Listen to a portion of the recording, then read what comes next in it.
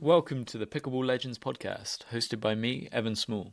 This is the place where passion for the game meets the stories of the players, coaches, and fans who make pickleball more than just a sport. They make it a story worth telling. You may recognise today's guest by his voice alone.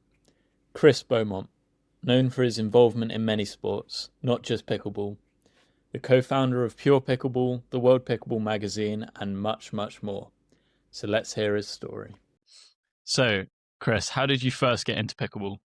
Hey, Evan. Well, first of all, thanks for having me on the podcast. I mean, I think legend is pushing it somewhat, so you'll probably lose some listeners once they realise it's me that's on here. But thank you anyway.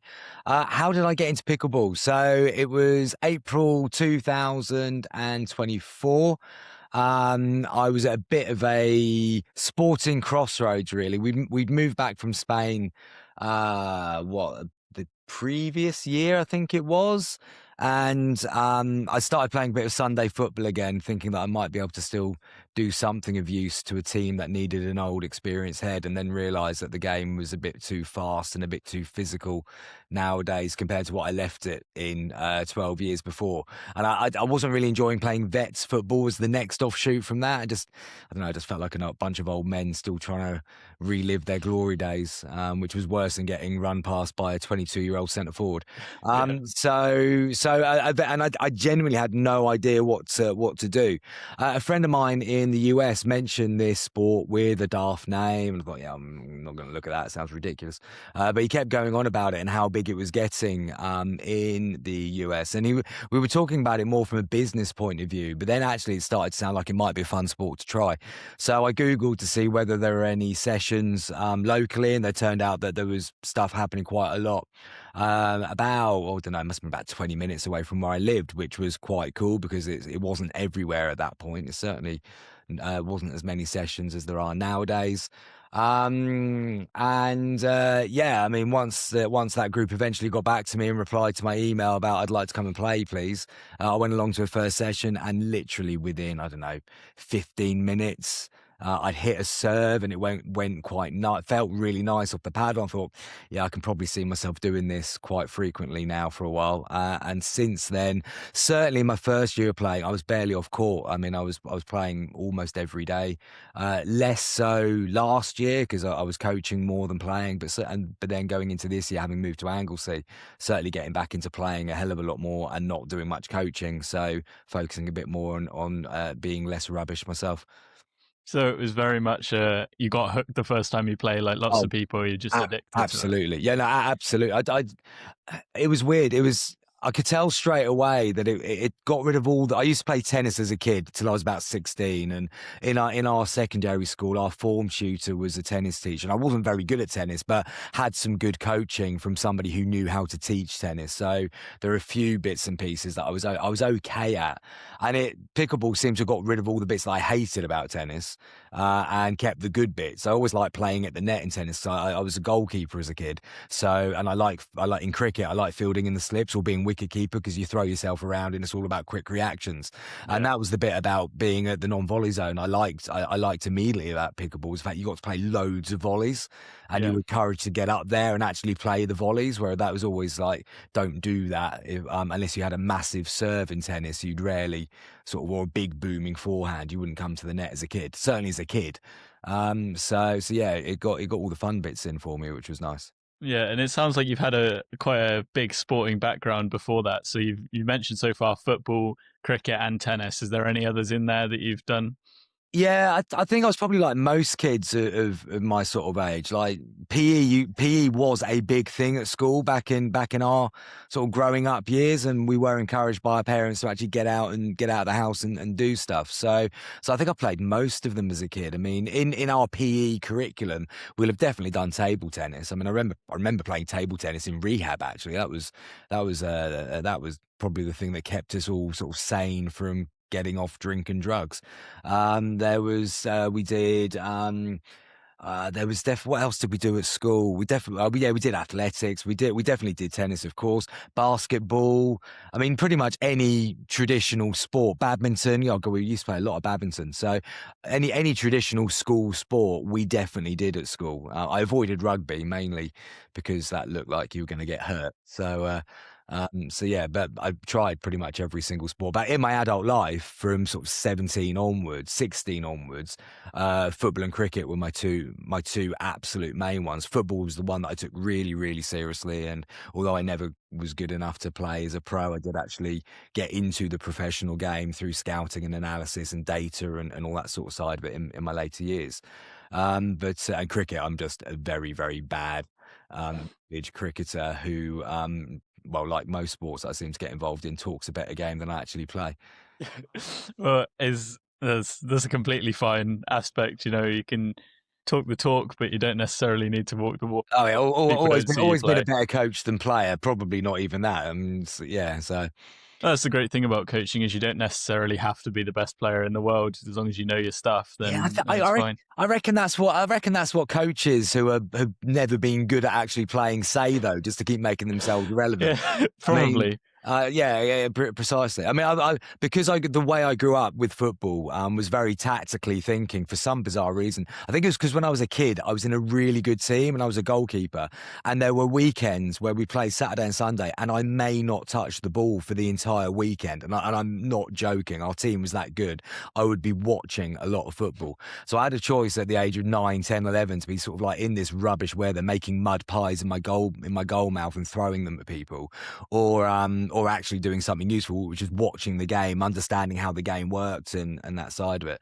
And then from there, I'd always had that sort of tactical brain, I think, of how football was played. And I've taken that into most sports. I've always been a cricket captain. I like setting the fields and trying to work out clever plans. And I think that sort of then came into pickleball as well. And I think one of the great things about the sport is that because there are so many different players at different points in their journey, just because I played a little bit and I looked like I kind of knew what I was doing at times, other people ask you advice. And it's always good to give back to a sport that's given you a lot of fun already. Just sort of helping beginners and that sort of side of it did become a little bit of fun. And then we opened up a sort of a school venue up north back in the start of 2025, and the coaching became more of a thing because somebody had to coach the sessions.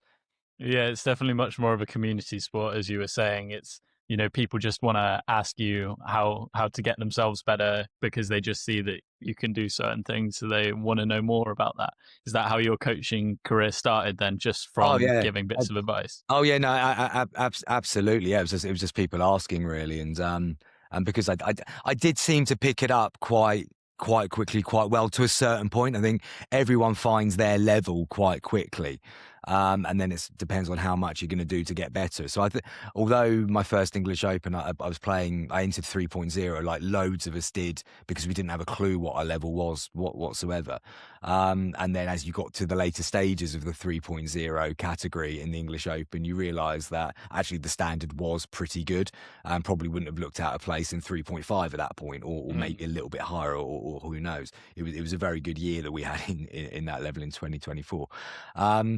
But yeah, you find your plateau quite quickly. You find some bits, and if you're prepared to accept that you can't whack absolutely everything, and sometimes you might have to move up to the non-volley zone line, even though it doesn't feel like the most natural thing to do. You balance out quite quickly, and I think people just saw that I was able to do that, um, and also I just remember getting involved in trying to get into the commentary side of it straight away from the English Open. There was a course being run by Dominic Catalano, who was one of the US commentators. He came over and did a how to commentate thing. And because of my football media background, I was interested in it. I thought it'd be a good way to meet more people, network a little bit more.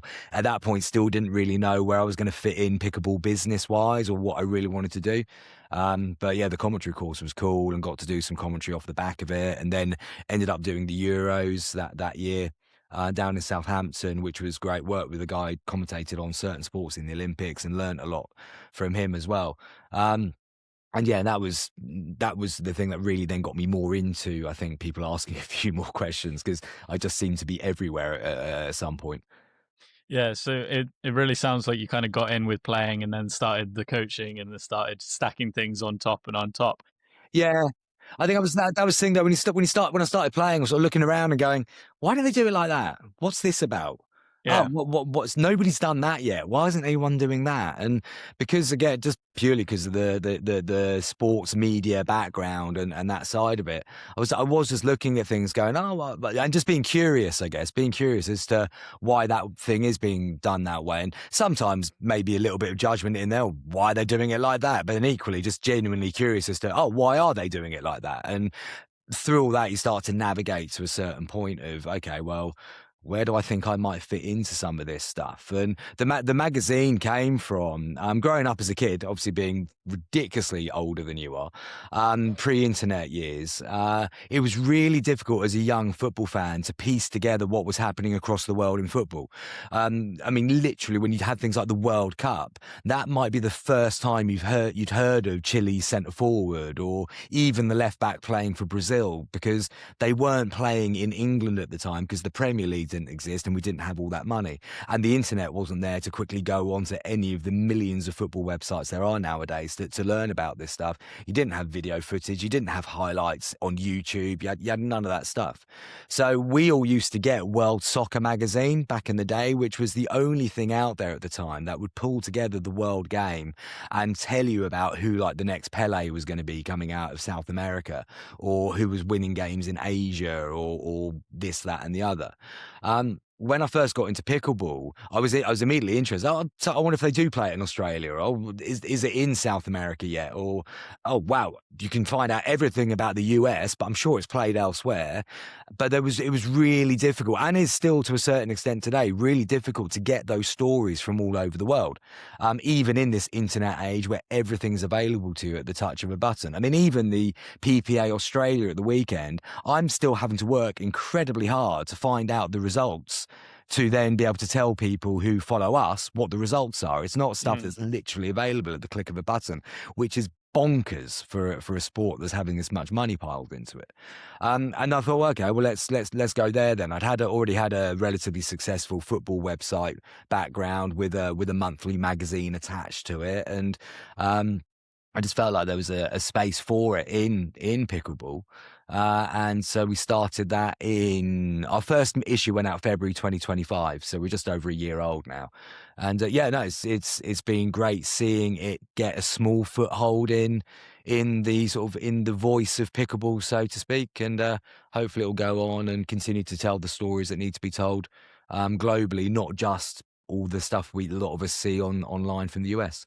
So is that a monthly magazine then, keeping up to date with what's happened in the previous month kind Yeah, of thing? so the way that we work now is that we've got the daily website, which is updating with news daily and a bit of opinion, bit of analysis, but pretty much just regurgitating the news that is out there, but consolidating it into one place where people can get everything without having to go off to 500 different websites to find out this stuff.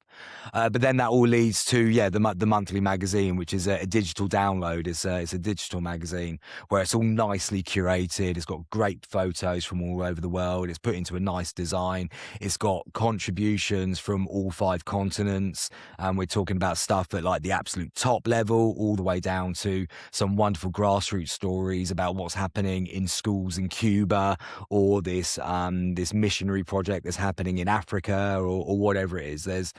We cover it from every single angle, and it's not just stories. There's coaching content in there as well. There's Lloyd from the Pickleball Store does the gear guru piece. We've got refereeing stuff. We try and cover as much of the game as possible each month in the magazine, and that's why it typically comes out being about 160 pages, which is a little bit more chunky than your average weekly glossy.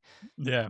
Well, because it's still in its infancy, right? Even across the world, so it's still growing so quickly that I'm sure you're able to find so much content Oh yeah, that's content's not a as it's problem. Yeah. growing every month. Yeah, we don't have an issue with content. I mean, we probably put too much in there, quite frankly. No, the issue we have is getting enough people to care enough to want to read it, to want to consume it. And I think that's one of the things for pickleball as a sport is it's taking your average Wednesday night recreational player who has a great time in the 2-hour session they have at the local leisure centre, and plays with the friends that they've now been playing with for a few months, and they really look forward to it every Wednesday. play. How do we take them from that to then actually developing an interest in maybe reading a little bit about the sport as well and what's happening in another country, or becoming more of a fan of the sport as opposed to just a very passionate player of the sport. And I think of other sports like, I don't know, golf, tennis even. I mean, other sports that are like that, where there is an established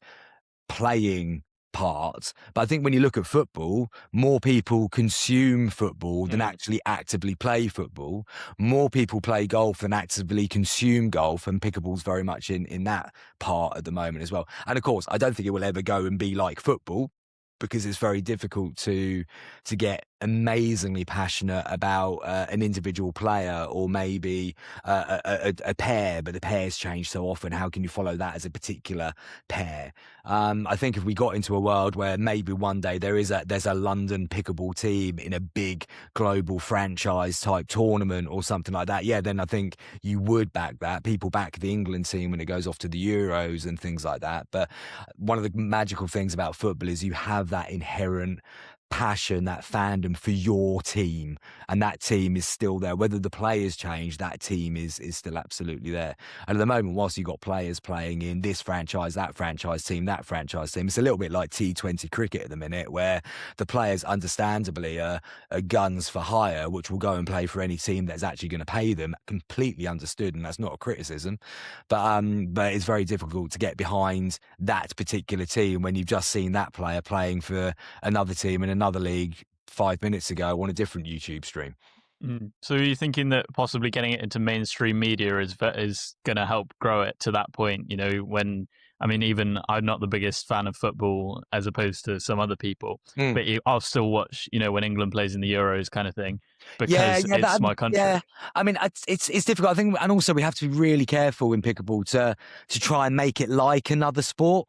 I mean, one of the frustrations I have is that you watch some of the stuff that is on TV, and like you watch the PPA stuff on in the US, and look, it's really, really good. Obviously, the quality of the game is absolutely elite, but sometimes it feels like we're just trying to be like it is when we're presenting Wimbledon or we're watching another tennis tournament, or it still feels like pickleball hasn't really, truly, completely, utterly owned what sport it is, and is still trying to be like at the grown-ups table, but without really feeling like it fits there. Also, we shouldn't try and be paddle. I mean, paddle is paddle. We shouldn't be trying to replicate what they're doing. Pickleball needs to find its own path and it's got so many beautifully quirky little things, but also so many wonderful stories within the sport that it is perfectly capable of standing on its own 2 feet as a sport. Where it fits into the global sports media piece, who knows? And I think that's the journey that anyone that's on the media side of it is going to go through, to find out really actually who does care, or how many people do care enough to turn it into a self-sustaining media vehicle as well as a self-sustaining sport as well. Well, something that I think is very unique in pickleball is that community style aspect. Like, there's something that I think is a great part of the Pickleball magazine, is that it's the grassroots level as well as the pro stuff, which isn't something that you see very much in your other sports unless it's in the local area, really. But I love to see players at my level. I don't necessarily want to be seeing all of the pros, because I know that I might not get to that level, for example. Yeah, and that's it. And I think it was, I think Lee Whitwell was writing something really interesting about it, maybe a couple of months ago now. It could be ages ago. I can't remember. But she wrote a really interesting piece on Facebook around how the senior player community, and she was talking about the senior pros, shouldn't be overlooked from the sponsorship, the paddle deals, all that side of it. Because when you think about the demographic of people that are playing pickleball in larger numbers, and they are typically likely to be the more affluent pickleball players as well, and that's a generalization, but typically people at that point in their life, they've done more stuff than the younger people, and probably have accumulated a little bit more sort of individual wealth than the people at the start of their careers, their working lives, etc. and they are more likely to relate to your 55-year-old pro who's achieving than looking at Annalie Waters going, yeah, well, I could be just like her. Well, no, you're not going to be, are you, Doris? It's not going to happen. But if it was like, so it makes sense that the senior pros are also included in the financial bonanza that seems to be happening in pickleball, again, in the US, maybe in Asia as well now, so that they can then be the ones who are seeding and doing the right things in that community, because the community is basically what is going to keep this sport growing. I think the pro games is eventually going to go off and be this almost separate entity that people might care about, they might not care about. People in it probably will care about a lot, and sponsors might care about it a lot. That'd be great. But there's then the other side of it, the grassroots side of it, which is really what pickleball is truly about. And that's where that really does need to be cultivated. That does need to be cared for. That does need to be looked after, and investment does need to go into that as well, so it does never die. I mean, the last thing we want it to do is be one of these boom sports that is great and popular for 5 years, and then something else comes along and everyone that got a bit sort of like, well, yeah, pickleball, goes off and does that sport, and just basically it's the same group doing a new sport over there. Yeah. So are there any other developments that you're doing to help grow that community at the grassroots level other than the magazine? Well, myself and my business partner, Colin Heath, we opened up what we would have called a pop-up pickleball venue inside a school hall, and in a place called Crewe in England, at the start of last year, start of 2025. And basically it was a school it was Colin's son goes to the school basically, and he realized that they never rented out their big primary school hall, and it was incredibly rare that a primary school had a decent sized sports hall anyway, let alone any school having it. But they'd never rented it out, and it was big enough to get 3 pickleball courts in there. A bit of a squeeze, but we could get 3 properly marked out, so not badminton courts, but properly marked out pickleball courts in there. And we were able to have exclusive use of this place when school was out. So it was good to then have somewhere where players knew that, oh yeah, that will be open. We're not competing with badminton. We're not competing with indoor football. We're not going to be kicked off by the netball players. We can actually play pickleball all the time. I'm not involved in it today because I've moved to Anglesey, but Pure Pickleball still runs brilliant, probably better than it was when I was involved.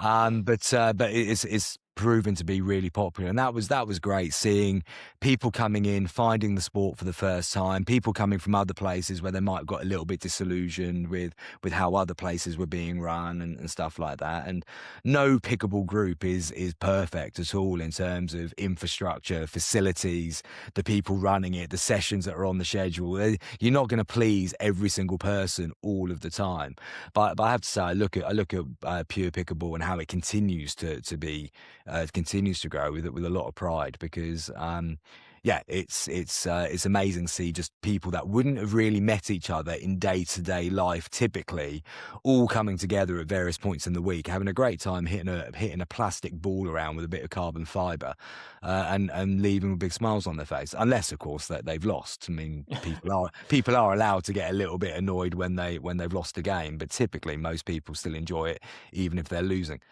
Yeah, well, we have a session at our club that we call the Bat and Chat session, which is lots of people from our community. I think we get, almost 30 people we're starting to get now. We've only got 2 calls, so a lot of it is just setting off and having mostly sitting around. Yeah, exactly. But Cool. they love it. They're chatting, and it's people from all walks of life, as you say, that would never normally be interacting with each other this amount during the week. And it's great. I mean, something that's very unique about Pure, as you said, is that it's dedicated pickleball courts as opposed to the badminton lines. Do you think that's something that is going to help the sport come into its own, is when we start having more of those dedicated facilities? Yeah, people see it as its own? I think so. And look, I tip my hat to the people that are being brave enough to put their life savings into opening up pickleball courts inside an industrial unit and all that side of it. I mean, absolutely fair play to them. There's loads that have opened up in the last 6 months or so, from the likes of a Hurlands, which I mean, I've not been there yet, but does look utterly fantastic. And I think pretty much everyone I've ever heard of is coaching or doing something there at some point. So they're clearly going big in terms of the finance that you need to run something like that. And credit to Andre and Sally and their team. Richard Love's there as well to running that, because it seems to have made an exceptional start all the way through to some of the smaller ones. There's a couple of really good ones up north as well. I've been to Peak in Sheffield, and that lovely people running that, and I'm sure they'll do really, really well.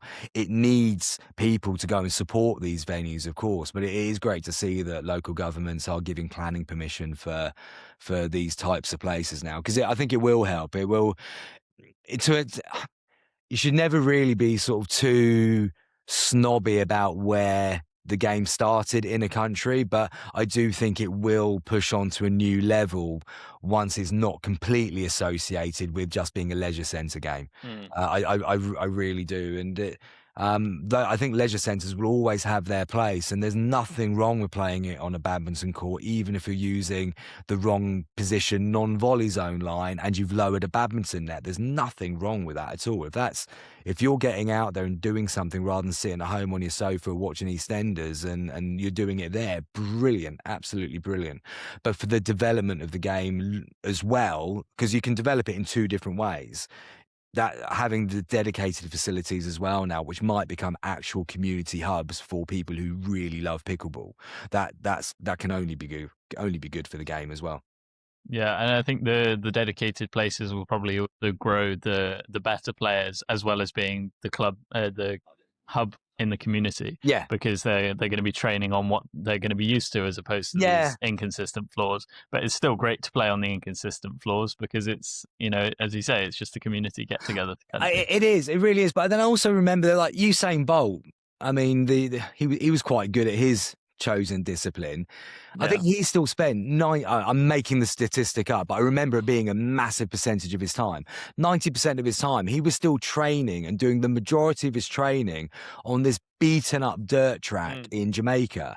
But that was part of the magic and the mystique of what the Jamaican sprinters were building at the time. They were beating the best with the best facilities imaginable, and they were taking pride in the fact that they were coming from this beaten up old athletics track somewhere in Kingston, Jamaica.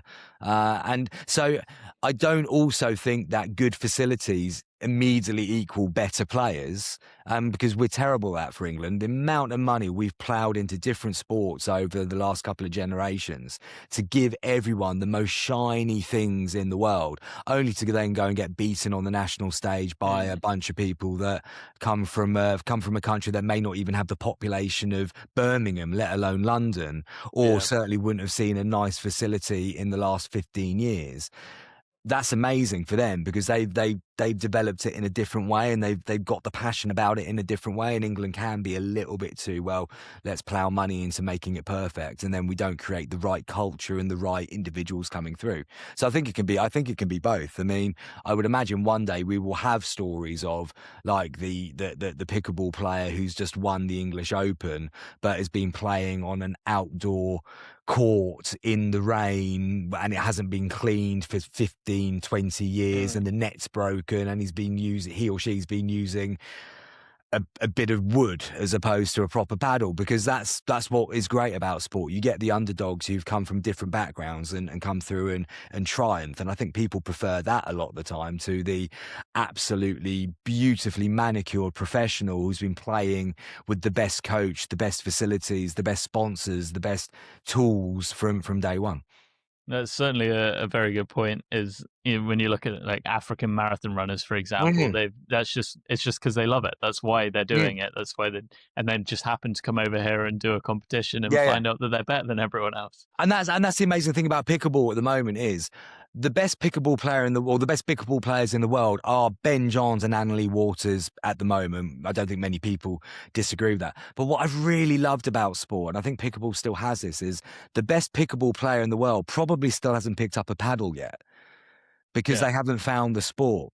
And there'll be some sports where that's almost impossible to say. I don't think we can say that there is a footballer out there or a cricketer out there in their late teens who's never been exposed to the sport yet and would go on to then become known as the greatest of all time.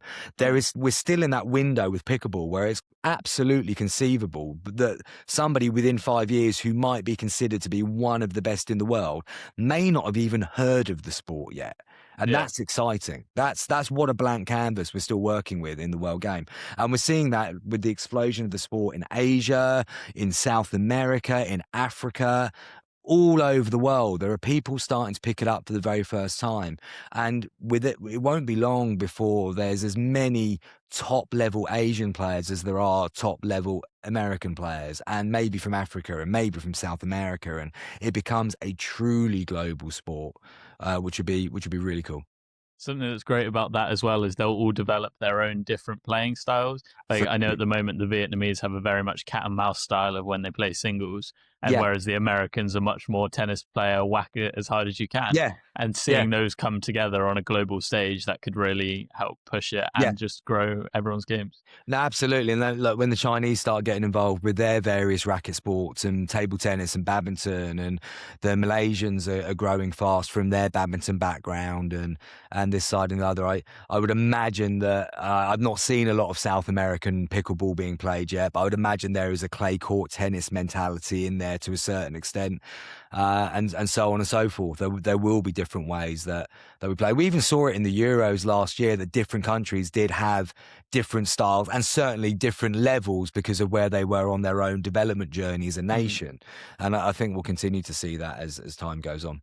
Yeah, and the paddle technology as well, that's a massive factor at the moment that's growing towards it. You know, somebody might be, as you say, playing with a wooden paddle. They might get really good with a wooden paddle, come to the English Open, find this other paddle, and that just doubles their ability kind of thing. So no, absolutely could be the place. I mean, I saw something on social media yesterday which somebody was putting out very much as a joke, but when I thought about it, I thought that's not the worst idea I've ever had. And I haven't really played with it enough to then go and talk about it on a podcast. But somebody was saying that there should almost be like a skill rating that is attached to a paddle. You cannot use that paddle unless you've got a certain skill rating. And to an extent, I've used this analogy before, but not exactly like this, where you wouldn't let you or I now go and take on a Formula One car because we haven't been trained to perform with that Formula One car.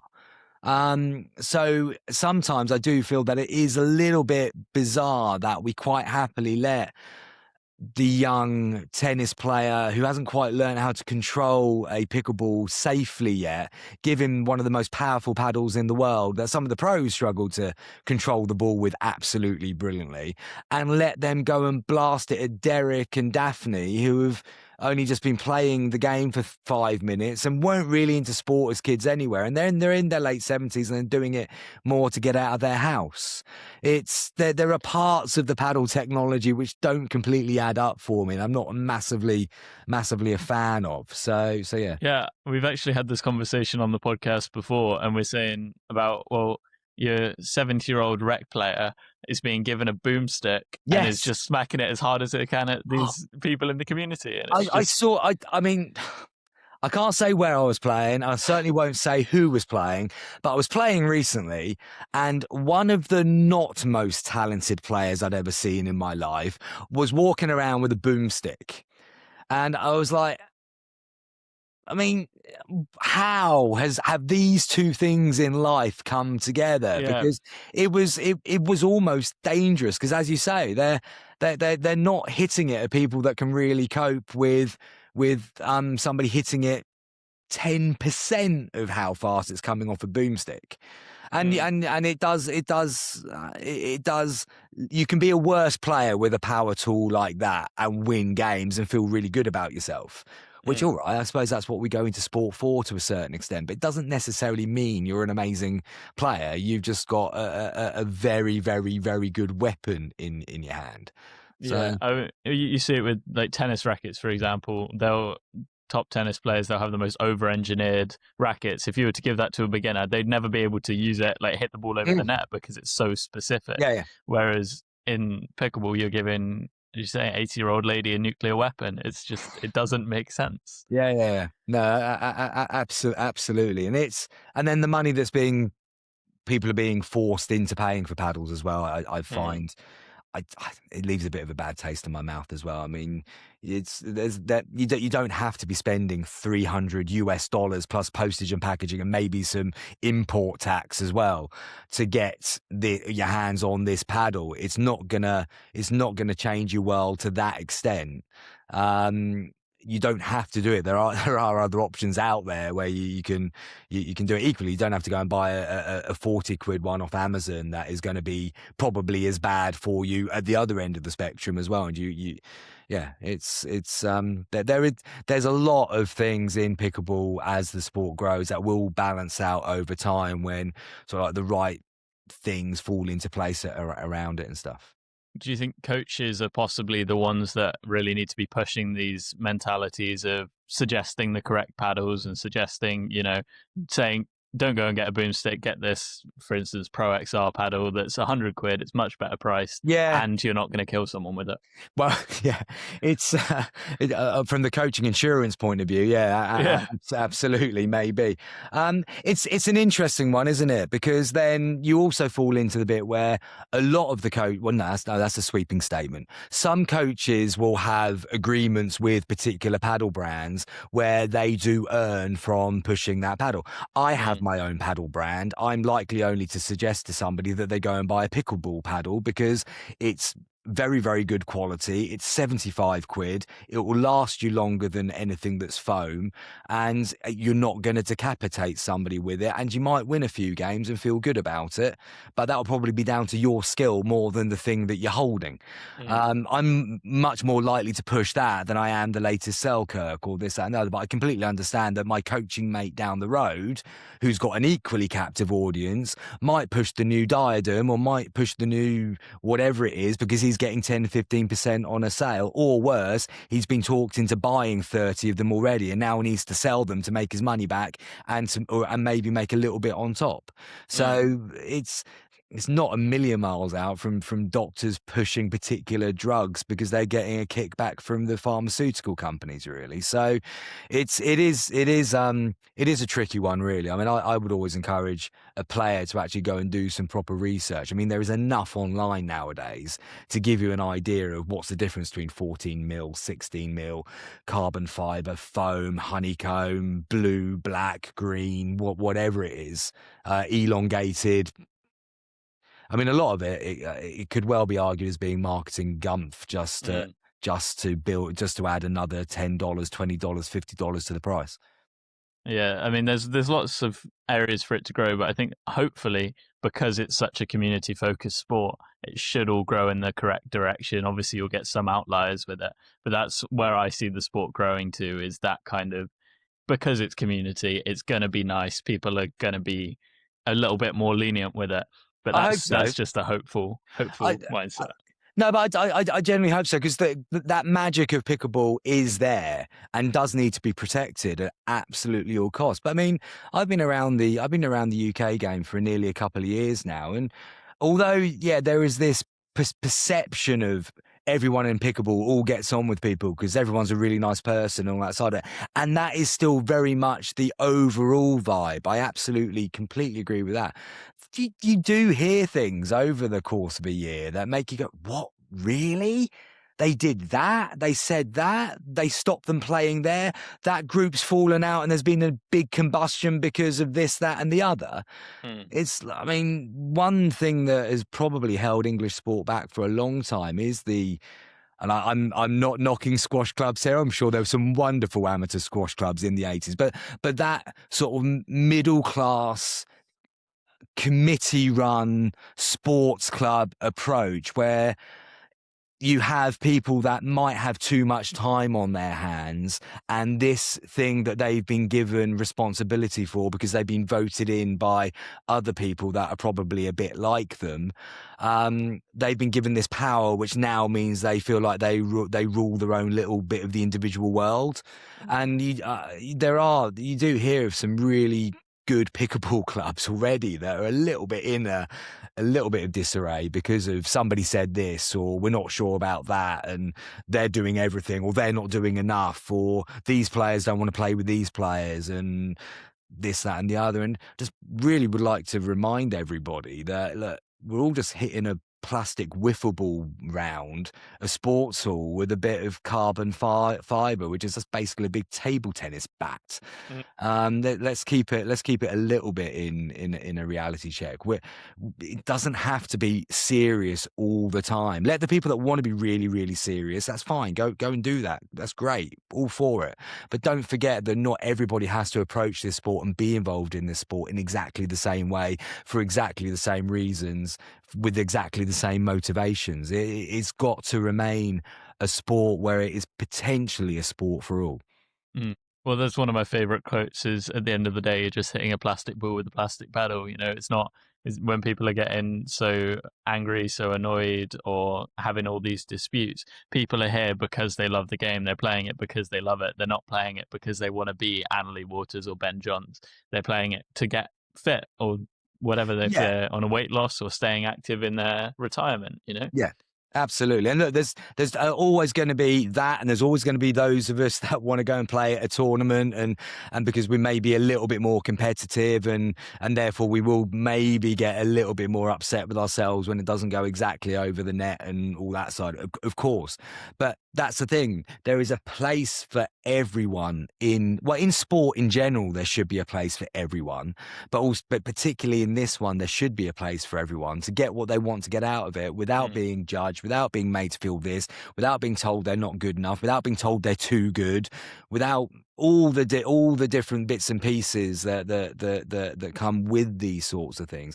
And the more a commercial aspect comes into the sport, there is always that risk of things changing a little bit, because money does become a little bit of a focus, and so on and so forth. And I've got a lot of respect for anyone who is putting themselves in the firing line of trying to make a living out of pickleball, if they're doing it from a point of view because they want to be able to dedicate their time to growing the sport and giving other people a great experience. People that do that, they should be able to make a living out of it. Absolutely. But obviously, I mean, the more a sport grows, the more interesting personalities will probably come into it, trying to work out how they can get their slice of the financial pie. And I'm not talking about in the UK particularly. I'm talking about the global game, full stop. It is growing. It is forecast to be a multi-billion-dollar industry in years to come. So therefore, people with money are going to be looking to come in to work out how they can get more money out, and that doesn't always mean that the sport in particular is beautifully looked after, I guess, just from watching other sports have their own sort of financial dramas. Yeah. All right. So on the podcast, we have a section called the Pickle Pals segment. We're going to do it now. So it's because our podcast is sponsored by Pickle Pals. So all it is 60 seconds of quick fire questions. They're hopefully simple. Can you confirm they are simple, Evan? Well, hopefully they're simple enough for you to answer quickly within a few seconds. Rightio. You'd never know what's going to come in these questions. Oh, they might be about pickleball. Utterly random, is it? So they're not necessarily pickleball questions? Well, they'll be generally pickleball related, but okay, maybe pickleball adjacent. Loosely attached to pickleball. All right, Chris, are you ready? Yeah. Yes. So your time starts now. What was the first sport you ever loved? Football. What's the hardest pickleball shot to master? For me, anything on the backhand side. What's the favourite tournament you've played? 2024 English Open. Singles or doubles? Ooh, singles. What's one word that describes your playing style? Erratic. Do you prefer music before your match or silence? Ooh, silence. What's one rule you'd change in pickleball? That's a brilliant question. That needs a little bit more thought, but if I was to say it immediately, something to do with the serve. Long rallies or quick points? Quick points. The longer the rally goes on, the more chance I've got of losing it. What's your dream doubles partner? Dream doubles partner, Peter Crouch. What's the most important attribute in pickleball? The ability to hit the ball. What's your favourite film? What's my favourite film? That's an amazing question. The Greatest Showman. What's your favourite post-match meal? Scott Mayo's Welsh cakes. All right, that is your time up. So we got a good few answers there. I'm going to delve deep into the rules question. Okay, yeah. So what rule would you change if you could change a rule? I don't know, the one that I was thinking of was the serve. I don't know. There's a lot of question marks sometimes over whether that was a legal serve, that was illegal. There's a part of me that thinks just make it the drop serve. Just make everyone do a drop serve. So that's as simple as possible. But also there's probably some stuff around the scoring as well that I think could be made a little bit different, a little bit more fun, so it doesn't feel like another sport. I think certainly in team-based events, there is the opportunity there to be a bit creative. That's for sure. Well, have you watched the World Pickleball League before? Yeah, no, most certainly. I like the pickle plays that they do there. But again, I think without going so far that things become too gimmicky, I definitely think there's a little bit of there's something there for just making the sport just a little bit different sometimes. Like one thing that we were doing at Pure last year, mainly when there were 6 people in a session and you didn't want people playing singles. So we devised a bit of a 3v3 type thing where 4 people were on court, 2 were ready to rotate in after somebody won the rally, somebody lost the rally. But then there'd be a couple of extra rules you could throw in there, like you could freeze. So it had to be that pair stay on the other side of the net for the next 5 rallies because you think you've got a better chance of beating those 2 than if that dude comes in and plays. So, or if you play this joker, you can get double points for the next 5 rallies or something. There's a few fun things I think you can do just to sometimes make a couple of games just a bit more fun. A bit like a dream breaker in the PPL.